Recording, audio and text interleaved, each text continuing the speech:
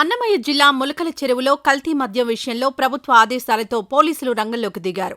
తయారీ కేంద్రాలపై దాడులు చేసి బాధ్యులపై చర్యలు తీసుకున్నారు. ఇప్పటికే పలువురిని అరెస్ట్ చేశారు. ఇలాంటి చట్టవిరుద్ధ చర్యలపై ప్రభుత్వం కఠినంగా ఉంది.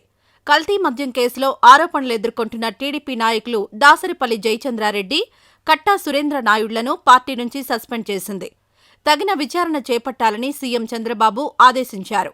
ఎవరో ఎక్కడో తప్పు చేస్తే దాన్ని ప్రభుత్వానికి, పార్టీకి అంటగట్టేలా వైసీపీ తప్పుడు ప్రచారం చేస్తోందని టీడీపీ నేతలు ఆరోపిస్తున్నారు.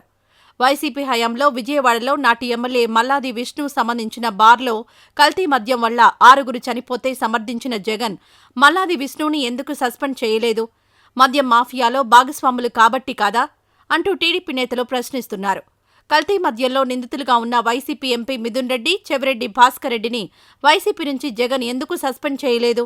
మీరు మద్యం మాఫియాలో భాగస్వాములు కాబట్టి, అవునా కాదా? జయబ్రాండ్ల మద్యంలో విషపూరిత పదార్థాలున్నట్టు చెన్నై, బెంగళూరుతో పాటు అమెరికాలోని ప్రముఖ ల్యాబ్లు నిర్ధారించాయి. అయినా జగన్ ప్రభుత్వం చర్యలు ఎందుకు తీసుకోలేదు? మీరు మద్యం మాఫియాలో భాగస్వాములు కాబట్టి, అవునా కాదా? జగన్ పాలనలో జంగారెడ్డిగూడెంలోనే కల్తీ నాటుసారా తాగి 27 మంది పేదల ప్రాణాలు పోతే చర్యలు తీసుకోకుండా సమర్థించారు. వైసీపీ హయాంలో మద్యం రేట్లు పెంచడం వల్ల మద్యానికి బానిసైన వ్యక్తులు శానిటైజర్ తాగి 48 మంది చనిపోయారు. జగన్ పాలనలో 40 లక్షల బెల్ట్ షాపులు నడిచాయి. కూటమి ప్రభుత్వంలో బెల్ట్ షాపులు నడిపిన వారిపై 5 లక్షల జరిమానా విధించి కఠిన చర్యలు తీసుకున్నారు. తప్పు చేసే సొంత పార్టీ నేతలపై కూడా చర్యలకు వెనకాడేది లేదని రుజువు చేసింది.